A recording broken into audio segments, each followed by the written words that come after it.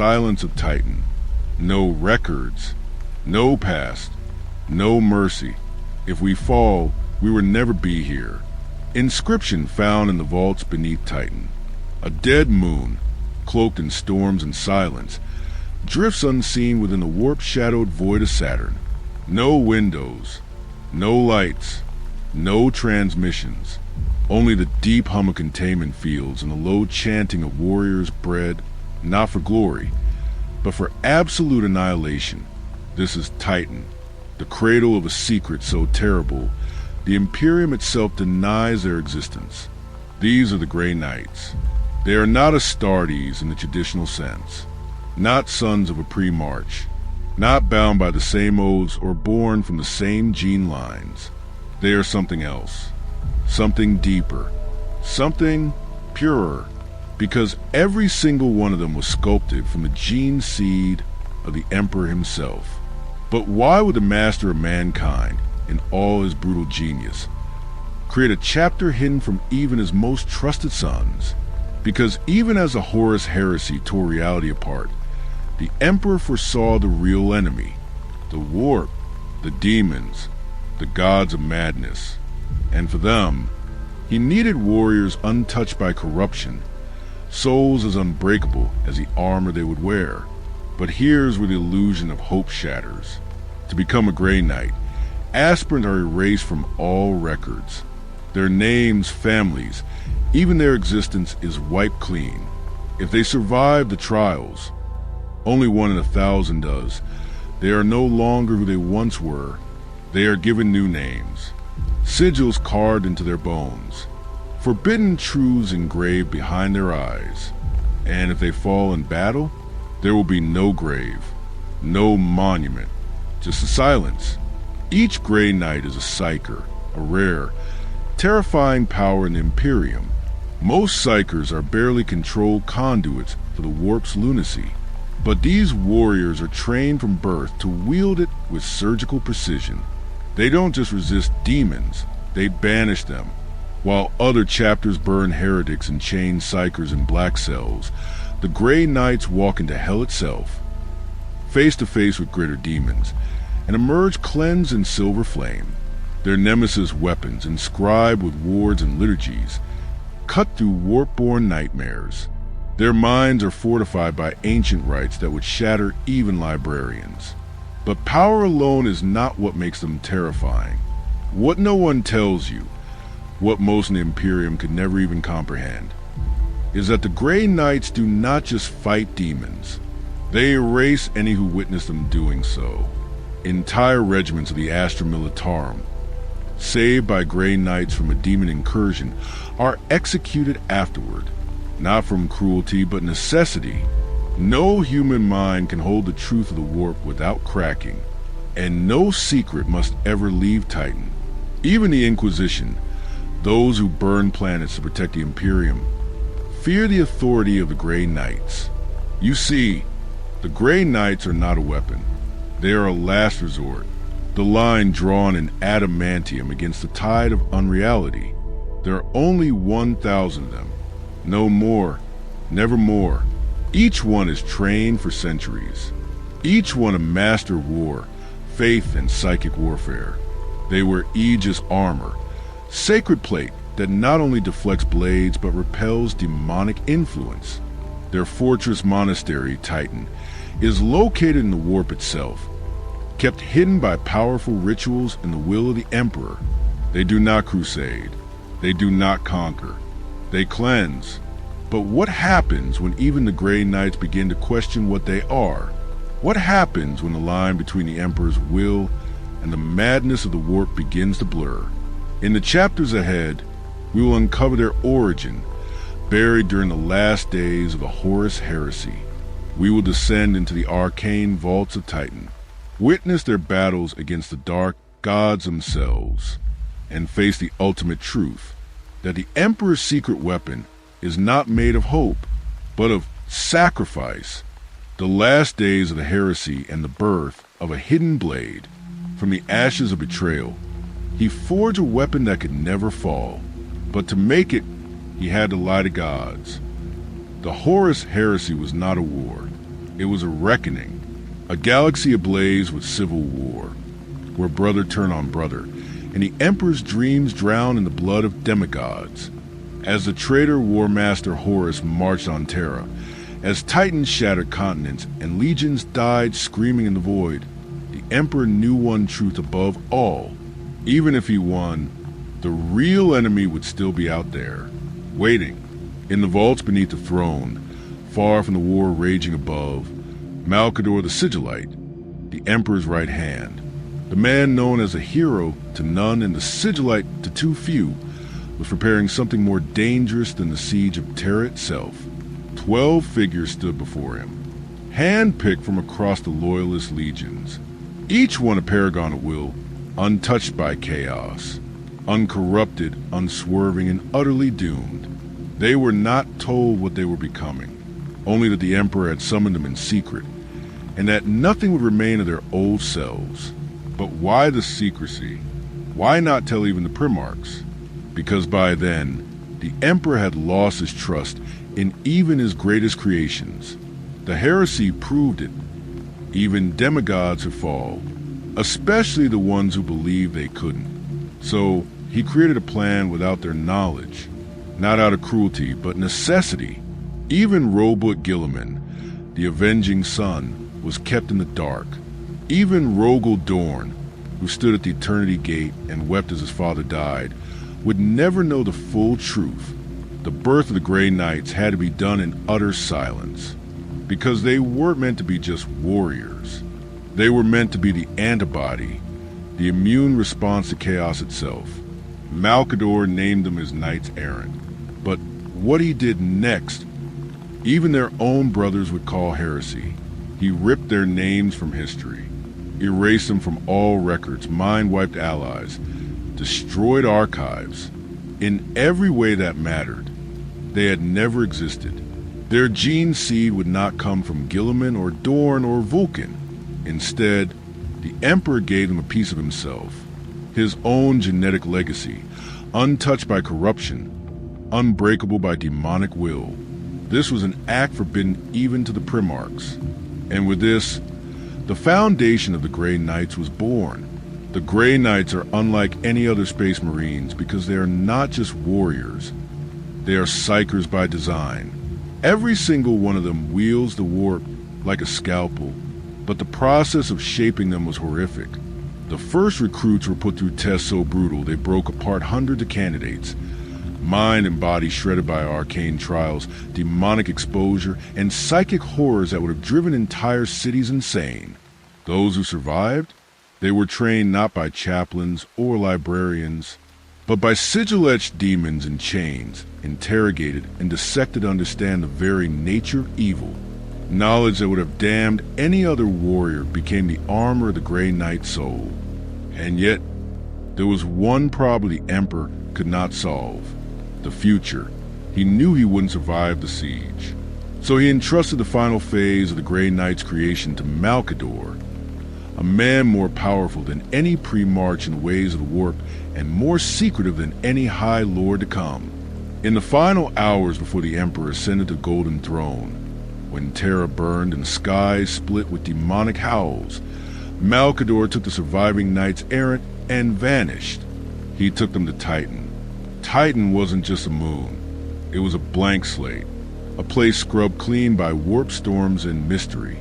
Here, Malcador had prepared a fortress not just of stone, but of runes, wards, and reality-binding seals. Titan would become a place outside of time, shielded from even the Chaos God's gaze. Before his death, Malcador bound the foundations of the fortress with his soul, anchoring the Grey Knight's future with a final, silent sacrifice. And then he died. When the Emperor was interred upon the Golden Throne, Malcador, who had held back the warp for those final, precious moments, was reduced to ash. But the Grey Knights endured. And here's where the real tragedy begins. Because while the Imperium mourned its Emperor, while Guilliman would struggle to keep his father's dream alive, and the High Lords carved an empire from bones and blood, the Grey Knights remained hidden, watching, waiting, and ready. They were never meant to lead crusades, never meant to become generals or lords. They were made to be weapons. And when demons rise, they are the last thing the enemy sees. But what none of them knew was that something ancient had seen their creation, and it was already preparing. Because when you create a weapon sharp enough to kill gods, you attract the attention of monsters who think they are one. And in the shadows of the warp, something began to stir. The hidden war, shadow of the Imperium's forgotten guardians. Beneath the eyes of the Imperium, they watched, they waited, and when the darkness grew too close, they struck. The Grey Knights are not a name that reaches the ears of the Imperium at large. They are whispers in the dark, stories told in the deepest corners of the Inquisition, a rumor to most, a myth to some. But to the enemies of mankind, the Grey Knights are a nightmare. The Imperium's finest warriors are known for their power, for their presence. The Space Marines march into the light, each one a thunderous roar of battle and glory. They conquer worlds, speak their names, and they command the respect and reverence of all. But the Grey Knights do not command. They do not march. They wait. They strike only when Imperium's other tools are too weak or too late. Their power lies in their secrecy, in their ability to operate alone, in the shadows of a galaxy that never understands their true purpose. Even among the Inquisition, where distrust and secrecy run deep, the Grey Knights remain a mystery. The Ordo Malleus, which commands a war against the forces of chaos, knows their name, but no one else does. Not even the Astartes, not even the Emperor's own blood, his Primarchs. They exist, but they don't. They are both a myth and reality, a paradox that no one can fathom. But to the few who know their purpose, and the few who survive their battles, the truth is undeniable. It was during the Dark Crusade, the aftermath of the heresy, that the first shadow of the Grey Knights revealed itself. A dreadful presence had been seeping into the Imperium for centuries. The demons, the twisted forces of the warp, had begun to bleed through from their dimension, reaching into the worlds of mankind. The Great Rift, a rift so massive it tore reality in two, had begun to open wider, pulling planets into the light of chaos. Many worlds fell. Entire systems were lost in the flame of the demonic tide. Yet, for all the destruction, the Grey Knights knew something far worse was coming, and with it, a challenge to the very foundation of the Imperium itself.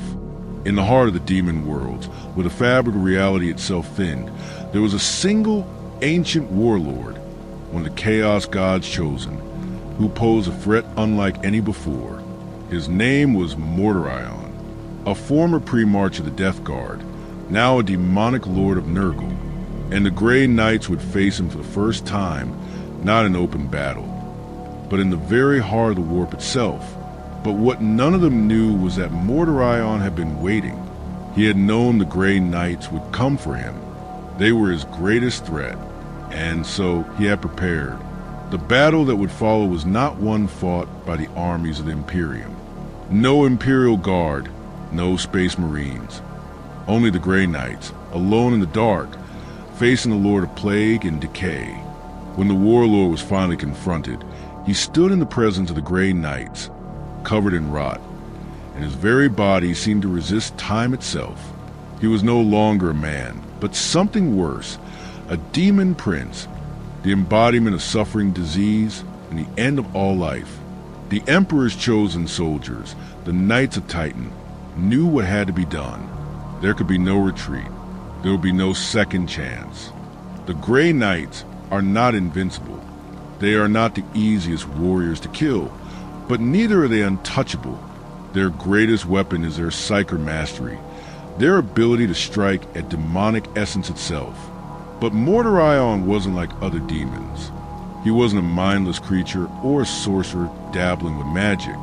No, he was a force, an extension of the Chaos God's will. To strike him was to strike at the foundation of decay itself. For the Grey Knights, It was a battle of pure will. The combined might of their psychic powers could break the demonic reality in which Mordorion dwelled, but it would come at a cost. Their bodies were pushed to the edge of what was possible, their minds buckling under the weight of the horrors they faced. One by one, their psychic powers lashed out, each bolt of psychic energy a weapon forged from the raw power of the warp. But Mordorion was not one to be easily felled. The battle raged for days, in a swirl of psychic fury and unstoppable corruption. Then came the final blow. The leader of the Grey Knights, Brother Captain Stern, wielding the Sword Titan, plunged a blade into Mortarion's heart, cutting through his very essence, his corporeal form collapsing around him. The battle was won, but the victory was not without a cost. The Grey Knights were forced to sacrifice a part of themselves that day. The price of confronting a Chaos Lord of Mortarion's caliber would never be forgotten. Though the Imperium did not know, the Grey Knights emerged victorious, their deeds lost to the history books. They were forgotten once again, but they would be there, in the shadows, watching. But what they did not know was that Mortarion's death had not gone unnoticed. As the Grey Knights continued their battle against the rising tide of chaos, they found themselves facing an enemy more ancient than anything they'd encountered before. The Dark Gods, their forces twisted and unrelenting, began to pour into the material world with greater ferocity. Mortarion's death had created a rift in the warp, one that would never fully close. And the Grey Knights were now the last line of defense against the coming storm. The unseen vanguard, training the Grey Knights. To become a Grey Knight is not to serve the Emperor, it is to sacrifice your very soul. For every warrior that steps into the light of battle, there is a moment, a choice perhaps, a point where they cross a threshold from being simply a soldier to becoming something otherworldly. The Grey Knights do not become such figures by accident, nor are they made by the same hands that craft the typical Astartes. Their transformation is a crucible, one forged in secrecy, and one that erases all but the most essential parts of the man who enters.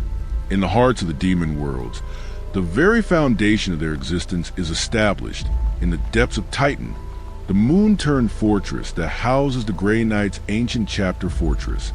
The Brotherhood of the Astartes begins its most rigorous trial. The trials the Grey Knights face are not like any other. They do not wield the simple might of the Space Marine strength or an Astartes' ability to master the battlefield. Instead, they are psychic warriors.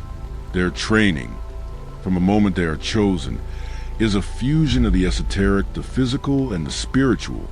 A Grey Knight must be something more than human. He must be purified, both physically and spiritually, and remade into a weapon that can stand against the full might of chaos. From the moment they are selected, they undergo unimaginable trials. Trials that test their body, mind, and soul in ways that would break lesser men. Each recruit undergoes psychic awakening, an experience where their latent psychic abilities are forced to surface. These powers are often volatile and uncontrollable, a dangerous cocktail of raw, unrefined warp energy that can easily tear the soul apart. Those who fail to control their powers are consumed by the warp, lost forever.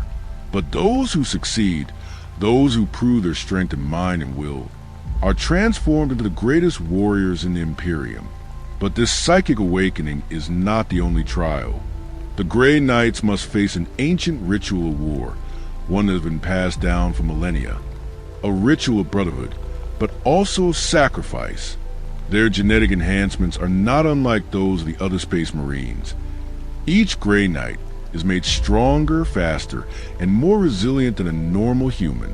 They are stronger than any Astartes, designed specifically for battle against the demon spawn and horrors that lurk at the edges of the material world.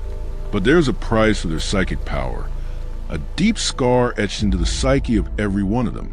To wield such power is to flirt with madness. To take on the miasma of the warp itself is to court the insanity that haunts all who touch the dark corners of reality. And the Grey Knights pay the price in their very minds. They are all bound by a sacred vow to never fall, to never surrender, and to never falter. This vow is their greatest strength and their greatest weakness. Should a Grey Knight succumb to the horrors of the warp, should they fail to maintain their purity, there is no return. They are lost, their soul consumed by the forces they fight against. But the price of victory is clear. The Grey Knights are not simply soldiers. They are guardians, sentinels standing watch against an eternal night that seeks to devour all. But how are they different from the other Astartes chapters? What sets them apart? The answer lies not only in their training, but in the very weapons they wield. The Grey Knight's arsenal is a thing of awe. Their weapons are not mere tools of war. They are holy instruments, forged in the fires of battle, imbued with psychic power, and blessed by the Emperor himself. The Nemesis Force weapons. Among the most infamous of the Grey Knight's arsenal is the Nemesis Force weapon, a weapon so potent it channels the very warp itself into its blade. A weapon not just of steel, but of pure psychic power. When wielded by the Grey Knights, the Nemesis Force weapons allow them to strike down demons in a way that mere mortal weaponry could never achieve. These weapons are no mere tools. They are extensions of the Psyker's will, tools for the destruction of the very essence of chaos. But the weaponry does not end with the Nemesis Force weapons. The Grey Knights wield cybernetic armor, forged from the best materials the Imperium can provide. Their armor is unique, reinforced by the strength of their psychic energy. This allows them to resist the psychic assaults of their enemies, those who would seek to corrupt their minds. Each Grey Knight is also equipped with a Storm Bolter, a weapon that serves as the primary firearm of the chapter. The Storm Bolter fires 2 shots for every trigger pull, a rapid-fire weapon capable of striking down enemies with terrifying efficiency. The secret training grounds. The trials these warriors undergo are more than simply the rituals of the psychic awakening and physical enhancement. They are tested in battles against each other, against the forces of chaos, and sometimes against their very selves. Deep in the caverns of Titan, far from prying eyes, the Grey Knight's training grounds are like no other in the galaxy. The Brotherhood prepares itself for a war that will never end. They study the dark and light of the universe, how to fight in the warp, how to recognize and eliminate the forces of chaos. But these warriors are more than just combatants. They are scholars, learning the ancient art of demonology, studying the horrors that wait on the other side of the veil. The training of a Grey Knight is unlike anything else. It is relentless, unforgiving, and uncompromising. Only the strongest minds survive. Only the purest souls walk away from the trials to become the Emperor's secret weapon. And so, as the Grey Knights train, they prepare for a war against an enemy that will never stop, against a foe that will never grow weary. But perhaps the most chilling reality of all is this: they cannot fail. The entire Imperium depends on their success. And if they should fail, the Chaos Gods will be free to destroy the Imperium, destroy everything. The sacred duty, purity beyond all. To be a Grey Knight is to sacrifice all, to be pure of heart, soul, and mind, and to wield that purity as a weapon. There is no room for weakness in this service. The fate of the Imperium lies in the hands of those who walk the path of the Emperor and no other. From the very moment a recruit is chosen to become a Grey Knight, their life is no longer their own. They belong to the Emperor, and to him alone. This sacred duty is not one that can be taken lightly. It is a responsibility of the highest order. The Grey Knight's purity is their greatest weapon and their greatest curse. The initiate who enters the ranks of Grey Knights must undergo a grueling process of both physical and mental trials. Every step of their journey is designed to purge weakness, ensuring that they are truly fit to wield the immense power they are granted. These trials are harsh, relentless, and in many cases, deadly. The trials of initiation. Once a recruit has been selected, Their trials begin not just as warriors, but as pilgrims of purity. Their bodies and minds will be pushed to their limits and beyond. Many of these trials are designed to harden the recruit's resolve, but some are far more metaphysical, designed to test the very essence of their soul. For the Grey Knights, the journey to becoming a full-fledged brother of the chapter is never simple. Genetic enhancements, psychic training, and spiritual purification are all part of the process. The recruits are not merely transformed into better soldiers. They are transformed into vessels of the Emperor's divine will, capable of facing the greatest horrors the galaxy has to offer: genetic purity and psychic power. Unlike many other chapters, the Grey Knights do not rely solely on the brutal training of their recruits to shape them into warriors. Their genetic structure is carefully manipulated, ensuring that each Grey Knight is not just physically superior, but also psychically potent.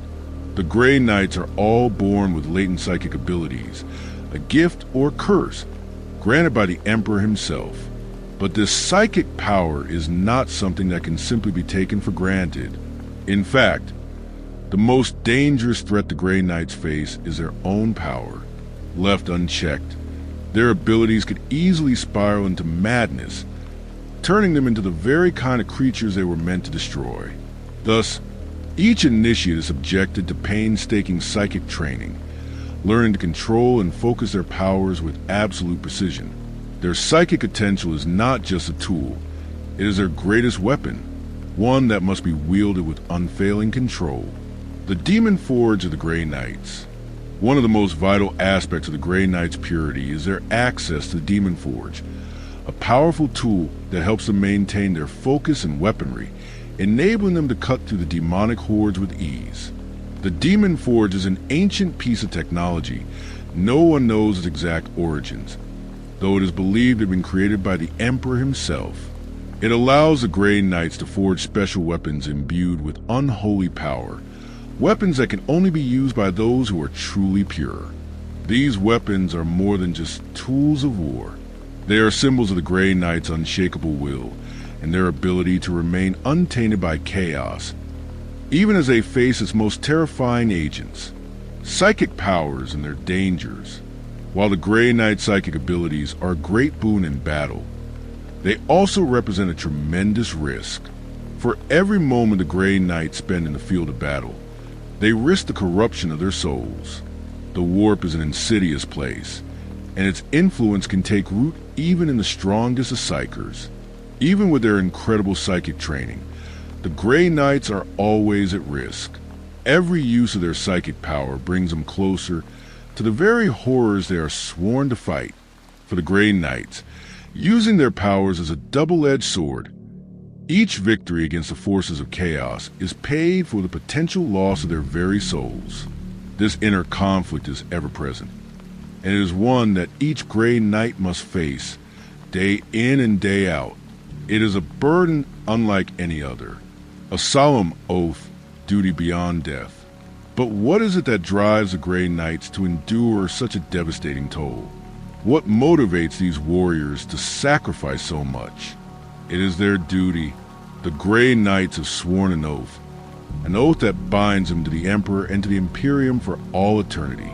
The oath is simple: to fight endlessly against the forces of chaos, to protect the Imperium from the horrors of the warp, and to stand as a bastion of purity in a galaxy that is slowly being consumed by the darkness.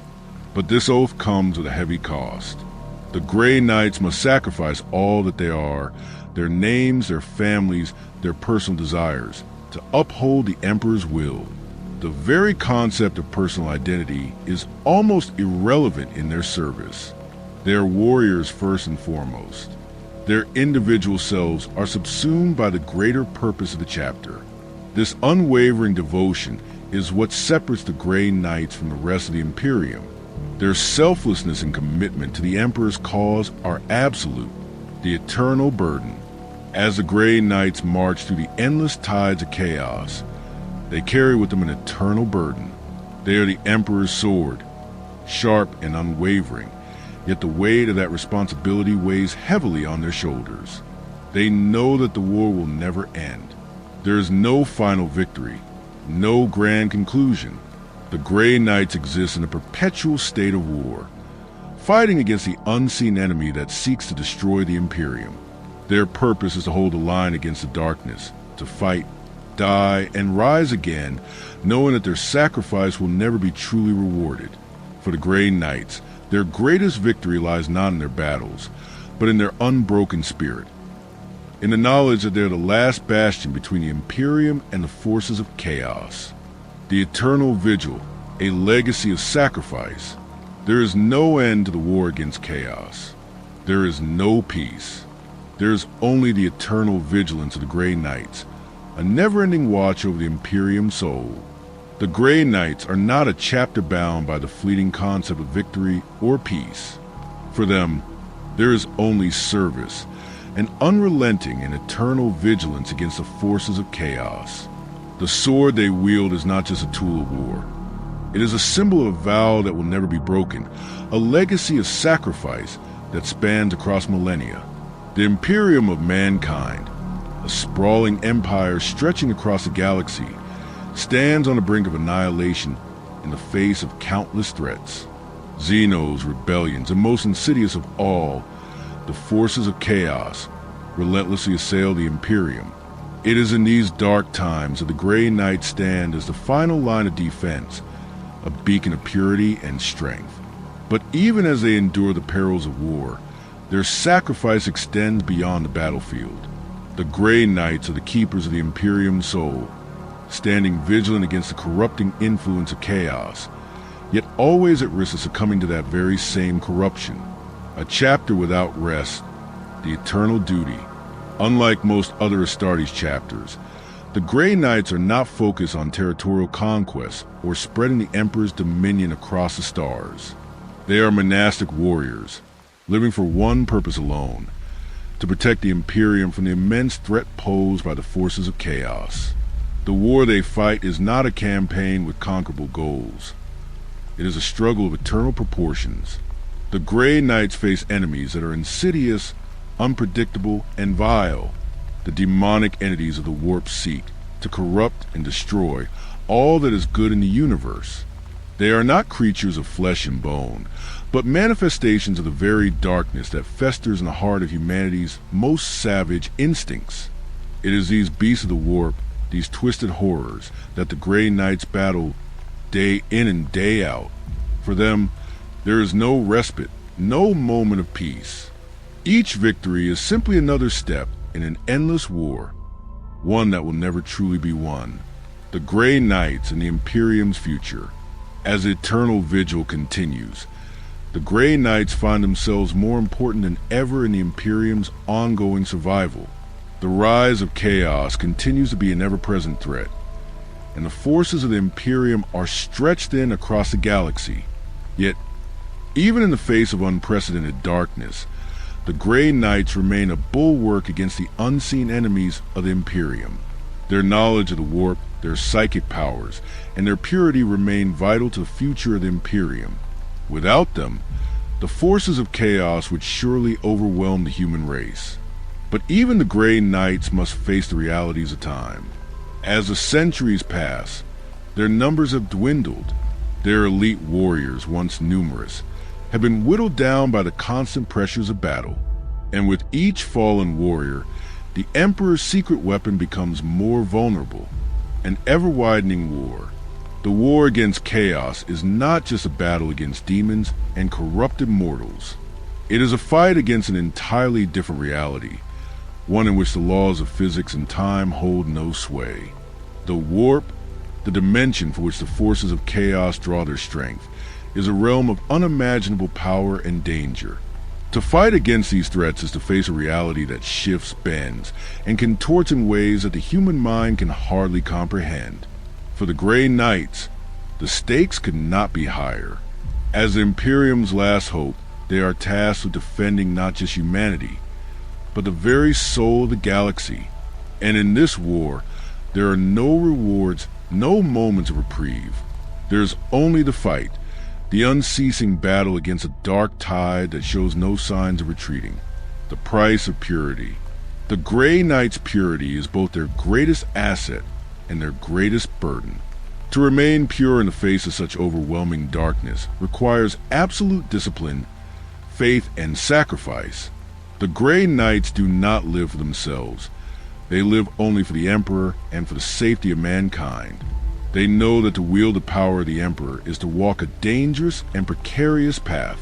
Each battle brings them closer to the edge of the warp, and every victory is paid for with blood, sweat, and the unrelenting weariness of their eternal war. But still they march onward. For each warrior that falls, another rises. For each life lost, there are others who remain unbroken, standing firm against the forces of chaos, holding the line. The future of the Grey Knights. In the darkest depths of the future, the Grey Knights will face challenges beyond anything they have experienced before. The forces of chaos grow ever more dangerous and widespread, and new threats emerge on the horizon. The Grey Knights' role in the Imperium will continue to be as vital as ever, and their sacrifice will remain an enduring symbol of the Emperor's will. They will fight, as they always have, in the shadows, where no glory exists, where no accolades will be given. Their only reward is the knowledge that they are holding back the darkness, standing tall against an enemy that knows no mercy. And so, the Grey Knights will continue to serve, forever guarding the Imperium's soul against the unimaginable horrors of the warp. Their legacy will be one of uncompromising purity, a testament to the unwavering strength of the Emperor's chosen warriors. Their battle may never end, but they will stand as humanity's last defense, fighting until the stars themselves burn out. The enduring flame, the Grey Knights in the modern era. We are not chosen to be heroes. We are chosen to stand alone against the dark, where no others dare go. As the centuries stretch on, the Grey Knights remain an enigma, a secret weapon buried deep within the heart of the Imperium. While other chapters of the Adeptus Astartes march openly across the galaxy, leaving their mark on every corner of the universe, the Grey Knights remain hidden, kept in the shadows, in the very heart of terror itself. The age-old question still remains: why do the Grey Knights exist? To the wider Imperium, their very existence is a mystery. But for those who understand, the answer is clear. They are the Emperor's last line of defense. As the galaxy continues to burn, the Grey Knights endure. Their purpose is unchanged, even as the universe around them becomes ever more chaotic, ever more desperate. This chapter will delve into their role in the modern Imperium, their current challenges, and their eternal fight against the darkness. A legacy of secrecy and service. Since the Great Crusade, the Grey Knights have operated with an almost mythical level of secrecy. Their origins are shrouded in mystery, their actions cloaked in silence. Their very presence is a whispered rumor in the corridors of power. The Adeptus Terra, the very bureaucracy that governs the Imperium, knows little of the Grey Knights' activities beyond the Emperor's service. Few outside their ranks truly understand the depth of their duty, and even fewer ever will. This secrecy, however, is not a sign of weakness. It is in fact the core strength of the Grey Knights. In a galaxy consumed by endless wars, secrets have a particular power. The Grey Knights are not bound by the need for public acclaim or glory. They are bound by their solemn vow to remain in the shadows, working relentlessly to keep humanity safe from forces that most would never dare imagine. This secrecy extends to their psychic abilities as well. Few know the true extent of the psychic powers possessed by the Grey Knights, for these powers are often the only thing standing between the Imperium and the endless waves of chaos. The Horus Heresy's shadow. While the Horus Heresy is a dark chapter in the history of the Imperium, it also plays a critical role in understanding the modern role of the Grey Knights. The events of the Heresy, when the War Master Horus betrayed the Emperor and the galaxy plunged into civil war, left an indelible scar on the Imperium's psyche. But for the Grey Knights, the Heresy represented something much more personal. It was during the Heresy that the Grey Knights were first forged, created specifically to combat the corrupting influence of chaos that had plagued the Imperium's ranks. The fall of Horus to chaos was a brutal wake-up call for the Imperium, showing that the forces of the warp could take hold of even the most powerful and noble of men. From this point on, the Grey Knights would be the Emperor's chosen warriors, called into being to protect the Imperium from the same insidious threat that had caused the heresy. They would be the first to face the horrors of chaos, and they would be the last line of defense against its corruption. In the modern era, the shadow of the Horus Heresy looms large over Grey Knights. It serves as both a warning and a reminder of what could happen if the forces of chaos are allowed to run rampant. It is a reminder that the battle against chaos is not one that can be won, but one that must be fought forever. The forces of chaos unyielding in their assault. The galaxy, as always, is assailed on all sides by the forces of chaos. The Grey Knights are the tip of the spear, the vanguard in this endless war. But they are not the only ones to face the horrors of the warp. All across the Imperium, worlds are falling, consumed by the malignant touch of demons and traitors who serve the Chaos Gods. The Grey Knights, however, are unique in their ability to fight back against the demonic tide. Theirs is a battle of will of spirit and of pure faith. They do not simply wage war with weapons, though their skill at arms is unmatched. They wage war against the very fabric of reality itself, using their psychic powers to exorcise the forces of chaos from the material world. But this is a battle that has no end. The forces of chaos are infinite, and their armies are countless. The Grey Knights, despite their strength, are but a handful of warriors, each carrying the weight of an entire galaxy on their shoulders. Their battle is a war of attrition, fought in the knowledge that no one victory will ever be final. The demon hosts are unrelenting, and as long as the Emperor and his empire endure, they will continue to be a permanent fixture on the battlefield. The Grey Knight's future, a legacy in the balance. Looking forward, the Grey Knights find themselves at a crossroads. The Imperium is fractured. The galaxy is beset by threats from all sides. Xeno's invasions, traitor legions, and the ever-present shadow of chaos. The Grey Knights continue to serve the Emperor, but their numbers grow smaller with every battle. The forces of chaos never stop coming, and the Grey Knights can only endure so much. At some point, a reckoning is inevitable. The Grey Knights can't hold the line forever. They will need new warriors, more Astartes to bolster their numbers and continue their sacred duty. But recruitment is no easy task for Grey Knights. Their bloodline must be pure, their souls untarnished by chaos. There is little room for error, and every new recruit must be perfect. As time goes on, their secrecy may become their undoing, for there are whispers of chaos insidiously creeping into the heart of the Imperium. The Grey Knights are the last hope, but even they cannot stand alone. The battle against the warp rages on, and with it, the fate of humanity, the eternal war. As the Grey Knights continue their eternal war, there is no end in sight. They will fight until the last breath, until the last soul has been saved, and even then, they will continue. The Grey Knights are not here for glory or for victory. They are here for the Emperor, for humanity, and for the soul of the galaxy itself. Their legacy is one of sacrifice, honor, and duty. They are the Emperor's secret weapon, hidden in the shadows, ready to strike down any who dare threaten mankind.